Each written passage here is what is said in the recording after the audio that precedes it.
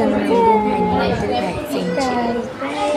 ওকে নিয়ে আমি খুব ভালো করছিলাম, কারণ ওকে একটুখানি ভুলিয়ে রাখার চেষ্টা করছিলাম যতটা মনোযোগ দিয়েটা আশেপাশে অনেক বাচ্চাই কান্নাকাটি করছিল।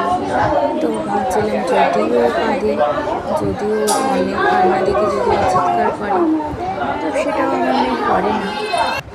ওসব কোনো কিছুই করতে থাকে না। ও আমার সাথে খেলছিল বেশ। পাশে একটা বাচ্চা কাঁদছে, এগুলো দেখছিল যে কাঁদছিল। তো আবার সে আমার সাথে খেলছিল, ফটো তুলছিল। করতে করতে কতজন আজকে ভ্যাকসিন নিতে সবাই মিলে আমরা বসেছিলাম। তারপরে বলেছিলাম এই যে ফুচকেটা, এর সাথে তো আমার মেয়েটায় মারপিটই লেগে গেছিল।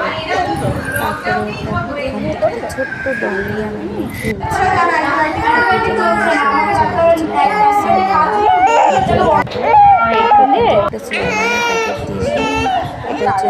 নেওয়ার পরে খুব কান্নাকাটি করছিল। তারপরে একটু বাইকে চড়ে বাড়িতে এসে ওকে আমি ওয়াইপস দিয়ে ক্লিন করিয়ে দিয়েছিলাম। তারপরে তখন অতটা ব্যথা ছিল না বলে হাসছিল, খেলছিল আমার সাথে, কিছু খাওয়া দাওয়া করলো।